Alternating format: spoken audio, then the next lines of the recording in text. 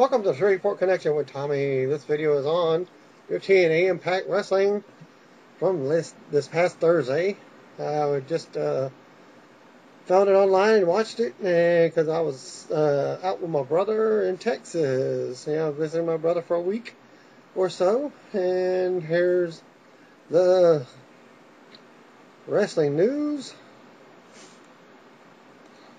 First, Jeff Hardy had a conference call last Tuesday to promote TNA Bound for Glory pay-per-view. Hardy spoke about the surprise of Austin Aries winning the TNA title and his lifestyle changes on his role in the locker room. After all, he got married and became a daddy. So Hardy was asked whether there's anything he has left to accomplish in his career. He said becoming TNA champion one more time. A caller had called in and asked about working with a smaller wrestler in Austin Aries and whether he needs to adjust his style for the Bound for Glory series match. Bound for Glory pay-per-view match. Hardy said it's probably the thing he's looking forward to. Hardy mentioned working with Shannon Moore back in his Omega days and that he's looking forward to getting back to his roots. Hardy praised Dixie Carter for the faith that she's shown in him.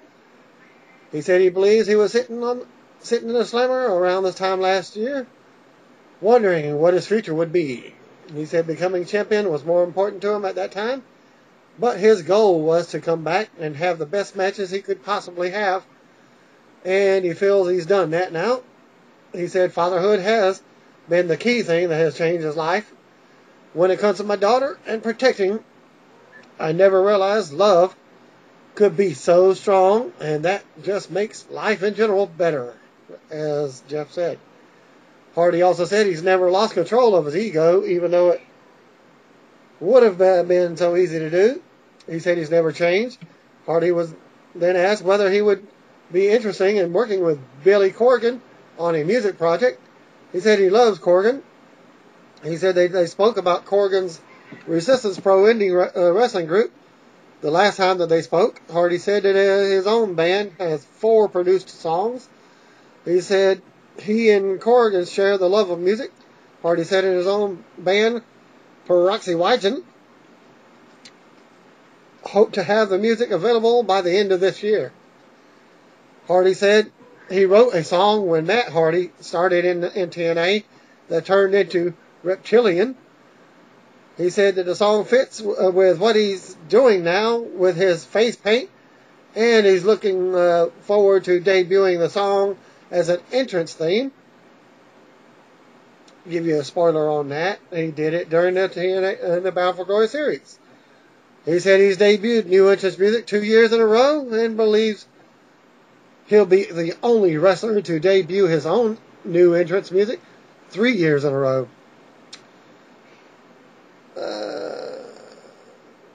For everybody knows that Mickie James has her own entrance music for her own song. Well, now Jeff Hardy's going to have one. Actually, 3 in a row, supposedly. That's what he's done. Then Hardy said he doesn't really have a plan for when he'll be leaving wrestling. He said he's afraid of getting hurt more than ever because it's so cool to be a father. And he has to stay healthy and be athletic during her growing up years. He said his daughter watches his matches and says, Hardy, Hardy, Hardy. And that makes him want to continue to wrestle because she enjoys it.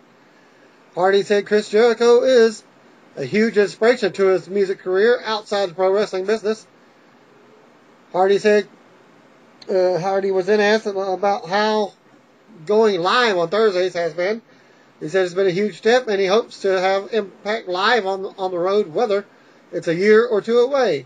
I think that's the next big step for us, to take Impact on the road live every week. Hardy then said he is reading Booker T's book. He said he's talked with an author about writing his own autobiography. So everybody look for that in the near future. The subject of today's tag team wrestling scene came up. Hardy said that it's important to him. He mentioned the classic TLC matches he had with the Dudleys and with Edge and Christian. He said he's waiting for tag team wrestling to spark again. He said the Machine Guns and Beer Money had a crazy feud. Hardy then said working as a heel made his promos easier because it was easy to rip on the fans. Hardy listed Jushin Liger as a guy who he would like to work with again.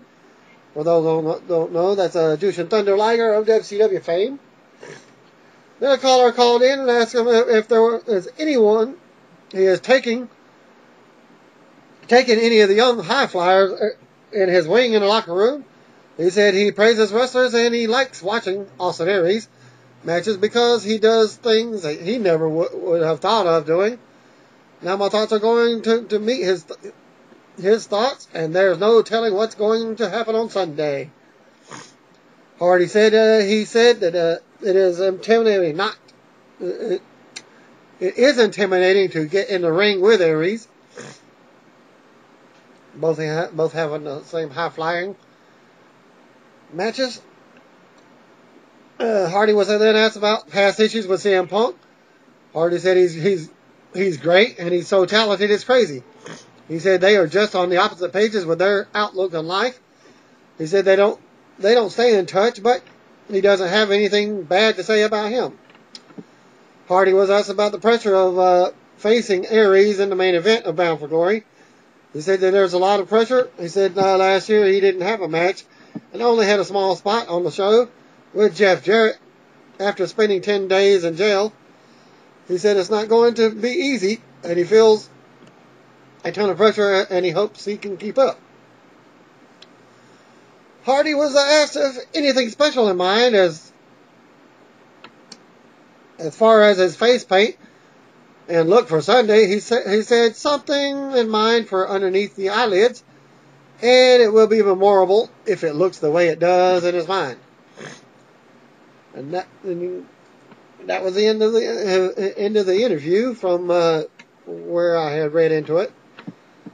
And now Hulk Hogan news appearing on the Howard Stern Show on Sirius Radio XM on last Tuesday confirmed that the woman in his sex tape is none other than Heather Clem, the now ex-wife of Bubba the Love Sponge's best buddy.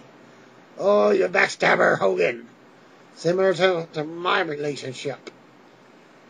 Hogan said it was recorded 6 years ago while he was still married to Linda Hogan. He said she drove him to have sex outside marriage because she was verbally and emotionally abusive to him. And you can read more from TMZ.com /2012 /10 /9 Hulk Hogan Bubba the Love Sponge Radio Howard Stern. Hogan continued to claim that he did not know that he was being recorded and wants to press charges against the person who released the video. Meanwhile, TNA is trying to prevent the tape from being named Hard Justice, which is the same name of one of their pay-per-view events. Yes, part about the tape being named Hard Justice is something made up. No, there's no word yet as to whether Bound for Glory has been considered yet. Efren Bojorquez sent the following recap of Hogan's Tuesday appearance on the Howard Stern satellite radio show. Howard brings up Hulk known as Hollywood Hulk. NWO music played as Stern plugged Bound for Glory on Sunday. He said that he has never been hotter than right now. Hogan yells, "I'm in the safe zone now." Hogan says he felt like he was in the shrink's office with the couch. Hogan said he is on Viz to a lust and showed, I guess it's visuals, and showed his stomach off to Howard, who said he's ripped. So I guess he was doing his little ab thing. Hogan said not to say anything because he is not supposed to show his body until November 3rd. We've We've seen all of you, Howard said. A good laugh. Hogan plugged the visuals as a pyramid thing. Howard asked if he is on the juice, as Hogan said no. He said he is 59 years old and was 340 pounds when he was on steroids. After talking about his hip replacement, Howard got right to it. Hogan started a random comedy routine about him doing laundry forever for a person. The person hated the way Hulk does his laundry. Hulk's buddy said that after he is down and out and goes to his friend's house and his friend says, "Hey bro, you can do my laundry." And Hogan said, "Sure." Boy. On to the sex tape again. Howard played a clip of Hogan last time on the show saying that he would never break the man code, saying that he would never mess with another guy's wife. What happened? Howard asked. Hogan said he was in protection mode, and he explained that he and Bubba are still very good friends, and there was a civil and criminal proceedings about to happen, as it is legal, and it's legal in Florida to record sexually explicit content without consent. Robin asked if he knew that there was a camera. Holt swore he didn't know. He isn't pointing fingers at anyone, but has a gut instinct of who did it. But it could have been anybody. Howard then said Bubba told him there are two people that he would offer his wife to, him or Hogan. Hogan said that he is devastated at his life, that his life is back, as his life is back together and got remarried. He said that the tape is over 6 years old and question what the motive is. Gary from the Howard Stern Show said that Radar has reported that Hulk has prepped his family for a possible sex tape. Hogan said he hasn't heard about it, but there could be a second one. He has prepped his kids for things that are about to happen. He didn't do anything by accident. It was a conscious decision, but it was woe is me thing. Howard then asked if people are looking at Hogan as a god now. He asked if he thinks he's come off bad. Hogan said he's seen 15 seconds of the tape, and it made him so sick to his chest he thought he was going to have a heart attack. Howard said that he has never been bigger because everyone is talking about it. Howard thinks it's so cool that he answered the phone during the video, saying no girl will get the better of him. Hulk said that he answered because he thought it was a family member. Hulk has talked to his attorney, David Houston, and people are telling him that he is getting thumbs up from everyone. Hulk says he is trying to get back on track with his life, and now that he's remarried, Hulk's first heard that there was a possible sex tape 6 months ago. Hogan swore to God that he didn't even know that there was a camera. Hogan offered 3 theories. Bubba gets off on it, Bubba and Heather were into it, or all 3 were in cahoots. Hulk asked why he would wait 6 years.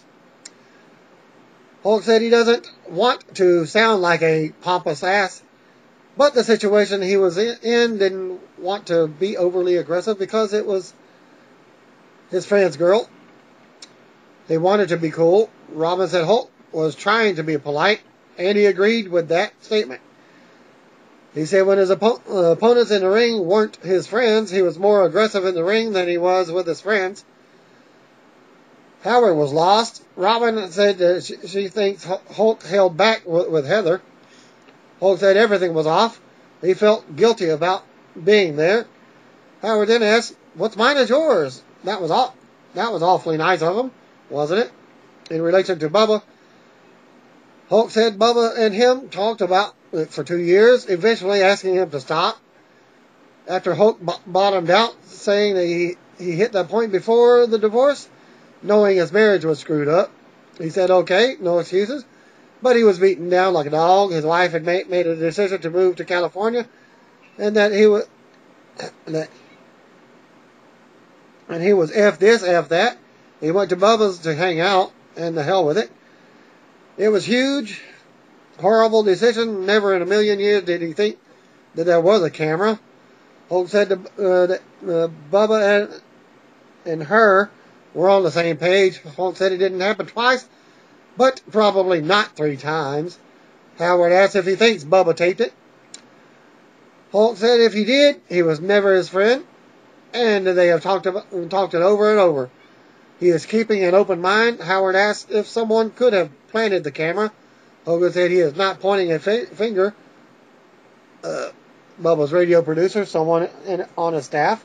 Hogan said he told Bubba, "You're my friend. I have asked you several times to the point where I am embarrassed, but I am asking you again, and I want to know if you had anything to do with this, because I am getting ready to hand this over to an attorney general." Hogan explained that to Bubba that he and his family, that's why he is asking if he did it. If he did do it, then he was never his friend, and the way he might go forward depending on Bubba's honesty because of his family. Holt said in his heart he believes he would do this to him. Holt said he absolutely is pressing charges because he has to find out who did this to him. Holt said he was trying to be cool at first. As Howard said, Jennifer, his wife, can't be happy with what has happened. When the little pictures came out, it rattled his world. He said he tried to stop it, letters, attorneys, etc. He prays to God that Jennifer would hang on. He got a phone call from his wife right before TNA taping that his cousin had called her regarding the tape. Hogan said he thinks Holt doesn't come off bad, and Heather comes off worse, as women will judge her worse. Holt for 2 years, Heather and Bubba said how cool this was. No problem. Bubba was saying it was cool. Heather was relentless. I want to see your thing. I want to F you. Hogan said she is either not happy because she is embarrassed, or she is happy for the financial gain. No in between. He said it would be a great surprise if it wasn't either one of them. And then Howard asked if the sex tape was great and if it was worth it. Holt says nothing is worth this, and this is the worst thing that could ever happen to him. He doesn't even remember the sex. Must have been drunk or something. Takes a lot to get Holt drunk. Because back in the day when I read his book, he was sitting with Andre the Giant drinking, so he could put down some beers.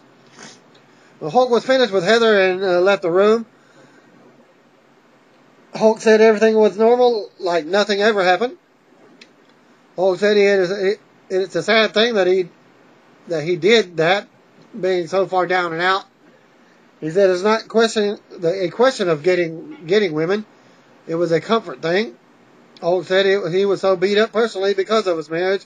It was a timing thing. He has never been that mentally down and beat up. Howard then asked if this is the weirdest thing he has ever been in. Holt mentioned the dog and pony show with Vince McMahon's steroid trial, but this, he feels completely safe with Howard Stern. This has turned his world upside down. Howard said that he is not coming off weird, and what he did is not that bad. This was a long interview thing. Hulk was totally devastated, and it has destroyed his world. He prays Jennifer can hang in there with him, as Howard agrees. No one wants to hear about exes. Jennifer's family member called her, and Hulk was blindsided with it in a TNA production meeting with the information. Howard asked if he called Heather. Hulk said he doesn't have Heather's number. He said that once he turns it over to the Attorney General's office, it's out of his hands. His attorney and him were on the phone until 3 a.m. last night with this. Whomever released the tape is also responsible. Vivid has called Hulk for the release of the video. Howard asked why Hulk hasn't done it. If it's going to be and generate millions of dollars, why not? Hulk said he can't see that happening. Hulk talked about reality show people who sign off on their sex tapes, and he hasn't even considered it. What happened was a crime. Whoever set the camera off has committed a crime. Howard asked if he has requested a lie detector test from Heather and Bubba.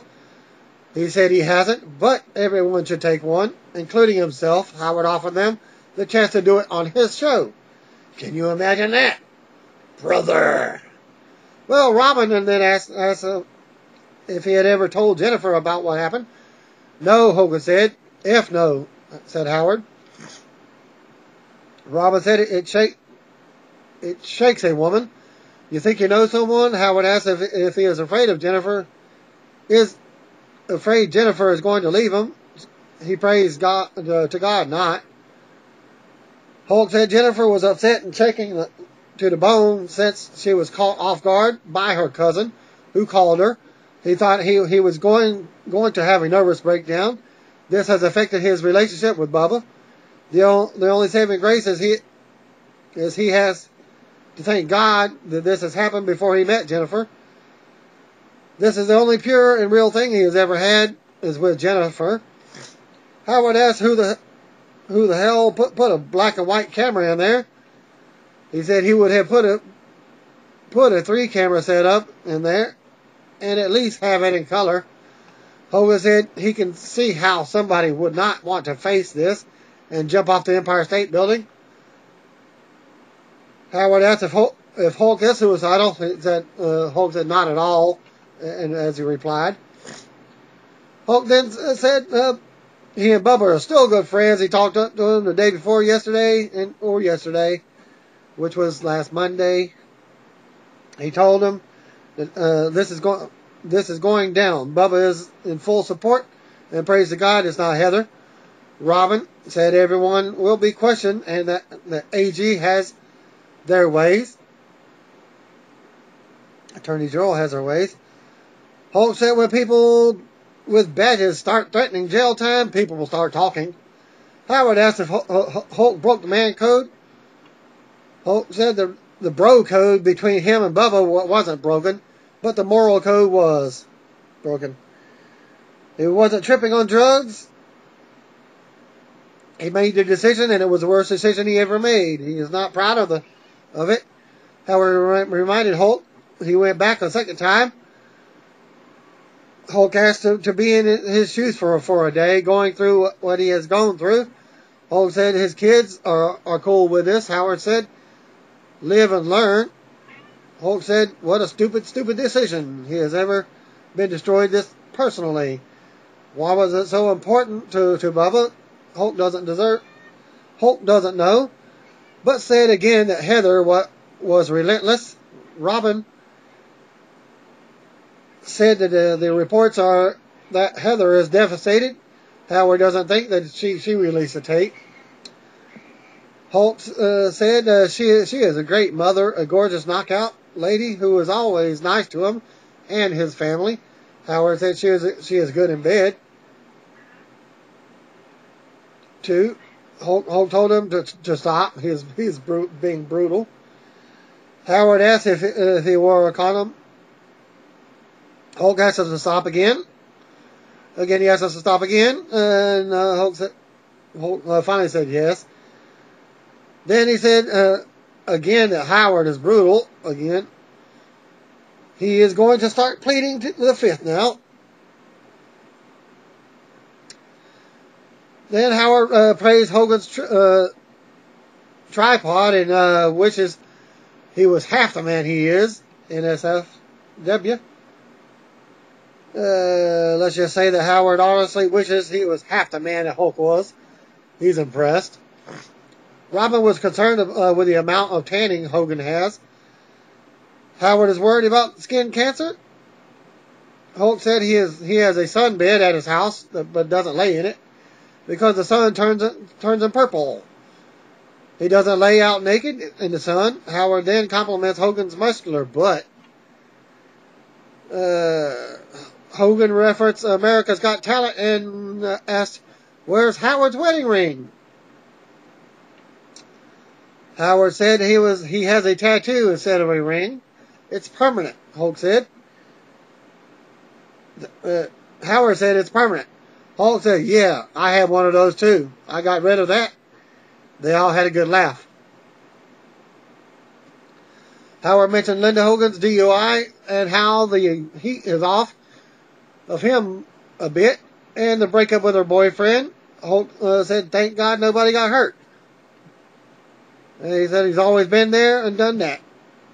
TNA's big event on Sunday is mentioned, and Howard asked if it's going to be the biggest TNA pay-per-view event ever. Hulk said instead of dropping the leg drop, he may drop his tripod.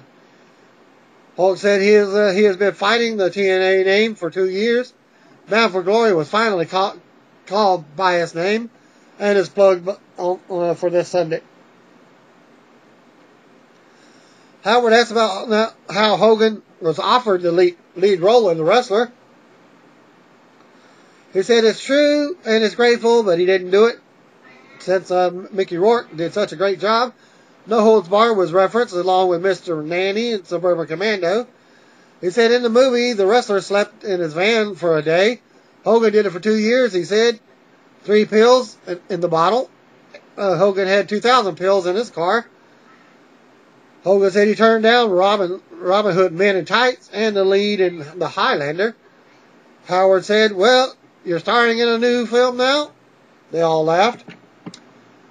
Hogan said that he was worried if he left at the height of Hulkamania, his spot may not be there when he got back. Howard asked how Linda got 73% of the divorce settlement. Hulk said he just wanted the part of his life over. He said Linda has sent horrible emails regarding the sex tape. Howard said after the 73%, it would have been nice if Linda would have said that she's sorry for what had happened. Hulk then said that would have been nice. And then he said Brooke doesn't read half the emails she gets nowadays anyways.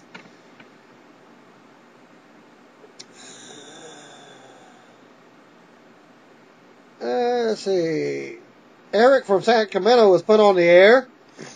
A kid in a wheelchair. He asked to come to Phoenix to come to the pay-per-view. Hulk asked if he has money for airfare because he is totally tapped. Howard asked Eric if he feels bad for asking Hulk that. Eric says, "Yeah." The crew laughed. Hulk said if he was in Phoenix, VIP treatment would have happened. Nick from Lake Tahoe called in as Bound for Glory series was plugged again. Howard said he hopes that 25% of the action after all of this. Nick asked if Heather can come in the studio. Howard says he doesn't know how you found out how he found out about who released the tape. He has the tape right now, Nick asked. The both says that Vivid has the video and has cut the deal already. Hogan cites anonymous sources and said it's a setup. Hansi called in and said Hogan's acting was as good as Suburban Commando would have ever won an Oscar. Backstage politics were brought up, with the caller asked if every person who has talked about him is wrong. The caller said that he would put anything past him. Wouldn't put anything past him. Hogan called him crazy. And then Marianne from Brooklyn called about and fawned over Hogan. Phone calls during sex, the do-rag, not on. Her life is so boring compared to his. She said she is still doing laundry every day, but not that way. And would be offended if he took a phone call during. Howard asked if the stuff during the phone call wasn't that good. Hogan said, He's like, Kevin called and asked who gave a better phone call experience, Linda, Heather, or Brutus Beefcake. Hogan said if he said Brad Pitt or Kevin Costner was a homosexual, do you think he would be in trouble? They all agreed yes. How can this ex-wife get away with it then? Hogan said he was about to sue, and then something happened. It sounded like a settlement. Howard said to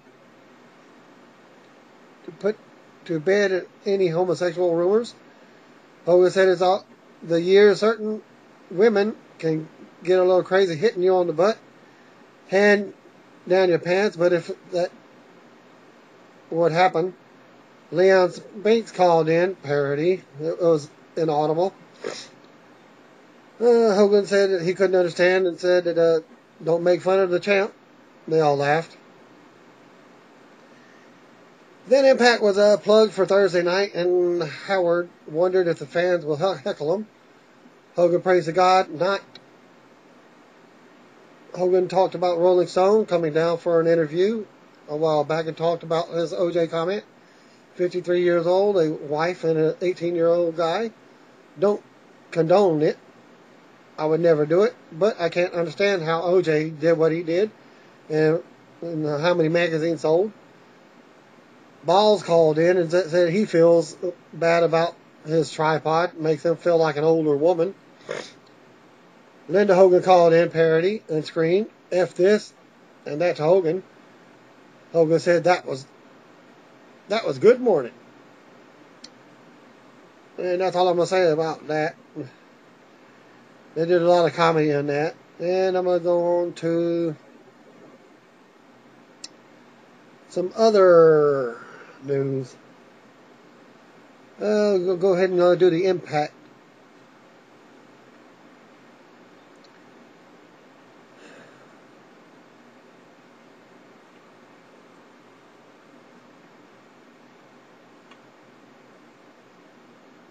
Live from Orlando, Florida. The show opened with a recap. Mike Tenay opened the show. Hyped the Austin Aries versus James Storm and Jeff Hardy versus Bobby Roode matches. Mike Tenay and Taz were on commentary.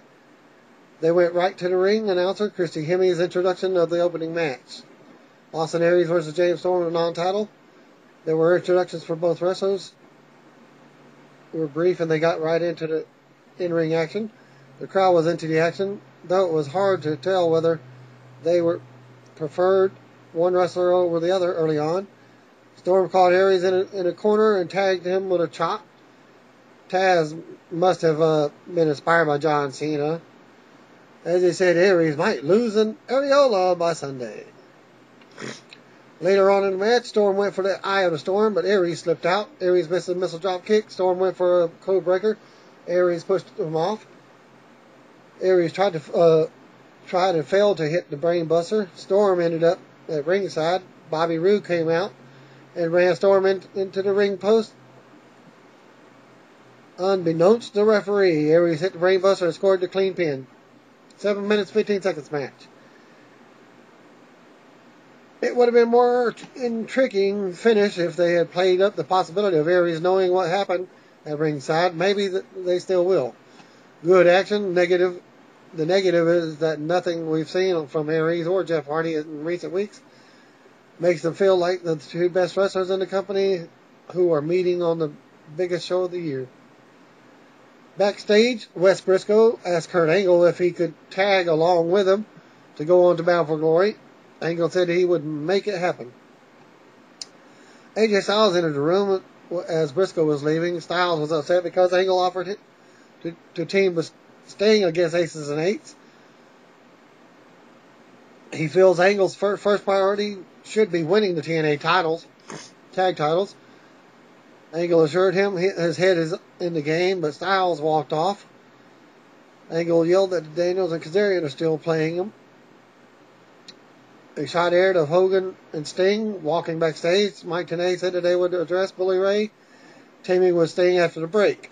Good tension between AJ and Angle, but why? They're the challengers, not the champions, on the verge of losing the tag titles. Maybe it's setting up something. Styles came off gullible and a little whiny. Then they had a Bound for Glory series memories video airing with Sting. Hogan and Sting headed to the ring. Hogan said he's not a good card player because he's best. He doesn't know if you call it 6 or 7 aces or a full hand. Hogan said he has to watch Sting and Bully Ray fight for the company. Sting said it doesn't matter. He said they took out their first choice in Mr. Anderson. Hogan said that they had to make a deal with the devil, Q, Christopher Daniels, and Kazarian. As they come out, they question why Hogan would pick someone as untrustworthy as Bully Ray when he could have picked the best tag team.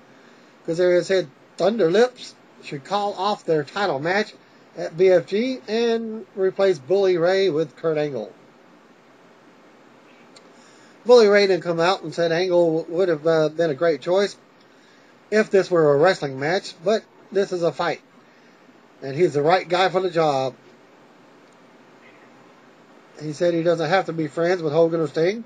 He suggested that he and Sting work together tonight to face Daniels and Kazarian. Daniels and Kazarian continued to blast on the mic. And they set up the main event by having Daniels and Kazarian lobby to get out of their tag title defense at Ray's expense, so that Ray had a reason to propose the match. Meanwhile, here's hoping Hogan isn't a gambler. A full hand. Number 2, Hernandez with Chavo versus AJ Styles.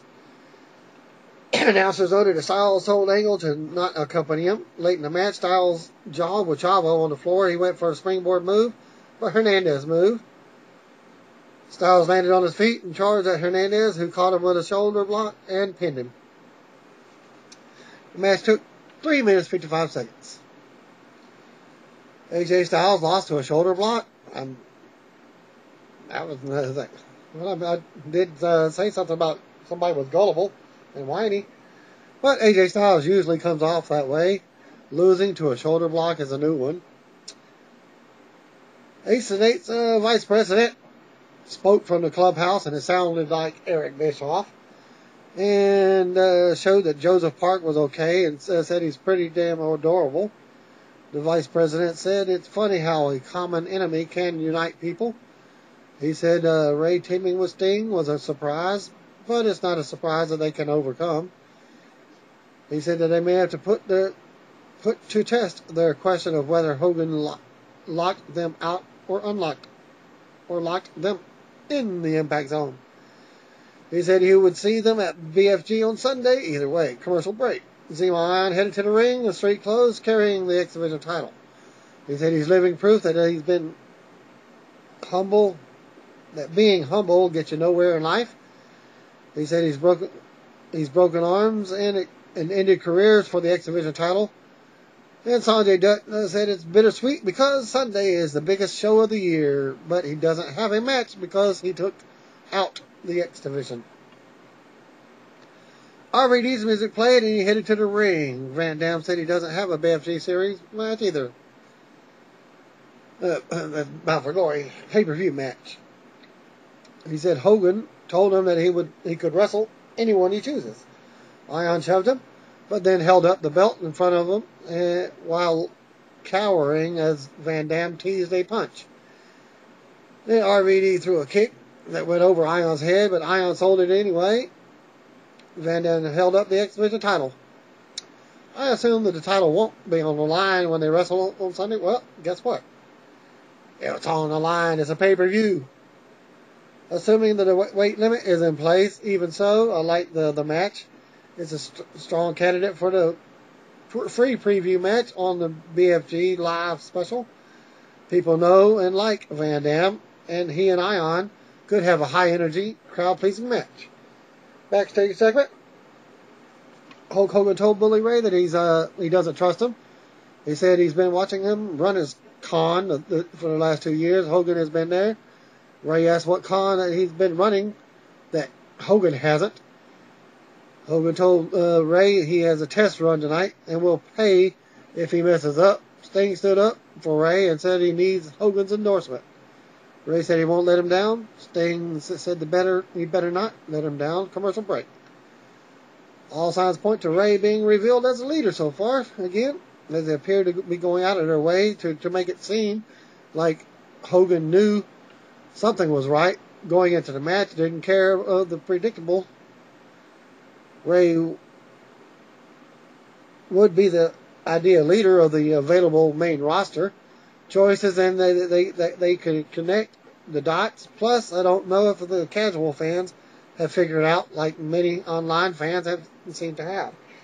Backstage segment, Brooke Hogan told Tara and Terrell that it's been a high school drama with Tessmacher and Tara, and asked if they were ready to call their match on Sunday.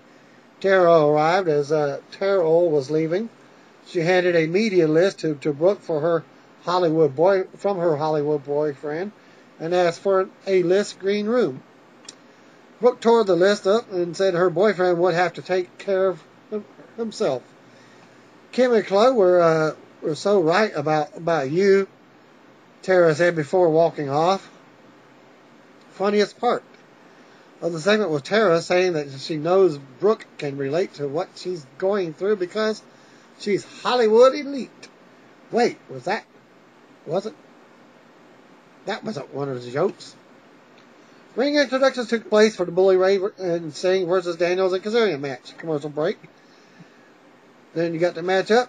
Now, of course, non-title. Sting wore a t-shirt over his usual gear. He and Ray used quick tags early on.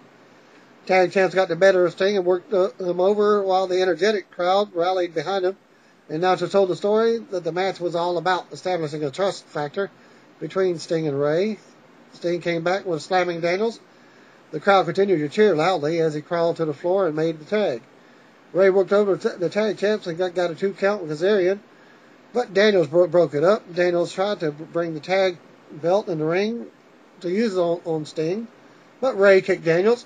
Sting moved Ray out of the way of a diving Kazarian. Sting and Ray shook hands. Sting stopped Ray and said, "Bully, get the tables." Doing his gimmick. Bully set up the table in the ring while Sting performed a neck breaker on Kazarian. Sting brought Daniels to Ray, who powerbombed him through the table. The referee called for the disqualification as the crowd cheered for Sting and Ray. Christopher Daniels and Kazarian defeated Sting and Bully Ray by disqualification in 10 minutes 5 seconds.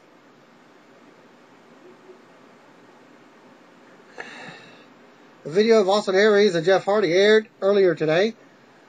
Jeff Hardy spoke into the camera, walking about giving himself and his creatures what they deserve, the TNA Championship. "Then I will be the best wrestler on the planet Earth," Hardy said. The announcers hyped the Knockouts match heading into the break. Video package set up the Al Snow versus Joey Ryan match. Backstage, Samoa Joe was asked for final thoughts going into Bound for Glory. He said he's retaining his championship and shutting someone up.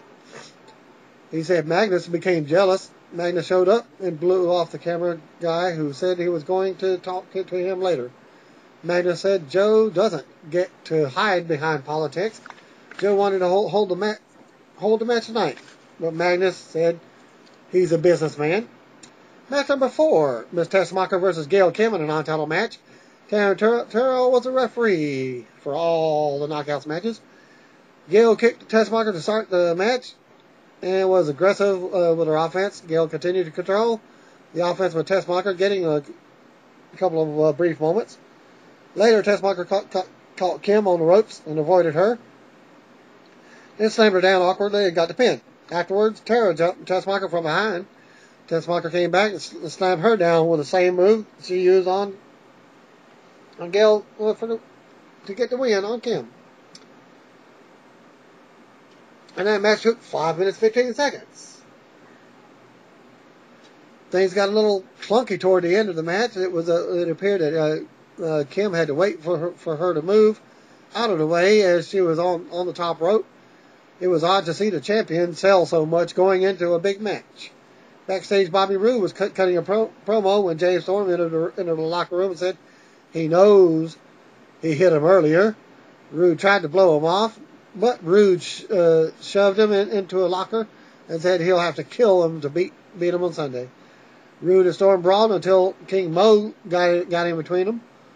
Mo told Storm to save it for Sunday commercial break. Then they showed a Sting Hall of Fame video airing, and Tenay and Taz ran through the pay-per-view lineups. Rude made his entrance. Jeff Hardy made his entrance and slapped hands with the fans at the ringside. Match number 5, Hardy versus Rude. Rude jumped Hardy as he was slapping hands. Rude rammed Hardy into the guardrail a couple of times. This should have been the announcer's cue to talk about how this could affect Hardy going into BFG main event. But instead, they spoke about Rude being in street fight mood. Rude rolled Hardy inside the ring, and the match officially started. The announcer spoke of Hardy's toughness and ability to take a lot of punishment as he went on the offense. Rude came back and tossed Hardy under the bottom rope to ringside. Rude followed and tried to suplex Hardy, who blocked it and suplexed Rude instead. Commercial break. After the break, Rude was back in control as the fans chanted for Hardy, and a small group like maybe 3 or 4, chanted for Rude. Hardy started his comeback, and the crowd rallied behind him. Rude cut him off with a spine buster for a 2. Hardy came back with him and missed a swanton, and Rude got a close 2 count.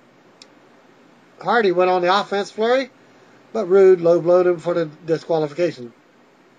The match took 16 minutes, 20 seconds. After the match, referee stopped Rude from using a chair, and then Hardy hit the twist of fate. Austin Aries walked into the ring, and he had something to say. He said he wasn't going to say what was written on a sheet. He threw a piece of paper down and said that's what he thought. Aries said people in the company have been telling him how to act, what to say, and to embrace the fans. As of right now, all that crap is done with, as A-Double said. He said the picture that they've tried to paint is that he's jealous of what Hardy has. Aries said that that's not true because he is not jealous of his rap sheet or that he's too crippled to play with his little girl. As the program goes over the hour, a few minutes, Aries said that he's tired of the special treatment that Hardy gets. He said he's been asking for new music and a new video. He said that the company was too busy making Hardy videos. He said he might be setting up to fail, but he's not going to because he always thrives when it's him against the world. Austin, my nuts hurt, Hardy said. Austin, my neck hurts. And on Sunday, I'm going to end your cocky ass. Aries said it in his ring, and he could slap the taste out of his mouth, but he was going to give Hardy a chance to get adulation of his fans. Hardy did. Aries then asked him to leave the ring so that he could bask in his glory. Aries kicked Hardy as he was leaving the ring and brought him back inside. Aries picked up Hardy and dropped him with a Bane Buster to close the show. Well, an unnecessary long match featuring the guy who was challenging for the TNA title on Sunday. If Hardy was going to wrestle, you'd think he would have had him make quick work of someone and win a good momentum building match rather than sell as much as he did for Rude heading into the pay-per-view. I would have been just fine with any other week, but it was an odd call for Bound for Glory Series Go Home show, Bound for Glory pay-per-view show, especially with the announcers not focusing on how much the match took out of Hardy going into the title match. The final segment with Aries and Hardy felt rushed in so many ways. It sounded like Aries was racing through his promo, and did they really just turn Aries heel at the last minute? He's been cockier lately, so I guess that there's been some build-up. But all this talk about him being forced to be nice to the fans felt like something that should have been done weeks ago, if it was going to be done at all. That being said, it was a good high-energy show. The live crowd was hotter than normal, and there was plenty of good in-ring action, even though the meaningful matches ended in disqualifications. I can't say it was a good go-home show across the board because I didn't get to feel anything right now regarding the BFG main event. Their losses lately, combined with the competitive matches tonight, were just bizarre. I wonder if they fell victim to feeling the need to deliver bigger matches in the pursuit of ratings tonight. At the time, they should have taken a more conventional approach to setting up the pay-per-view. And that ends my video for Impact. Peace out.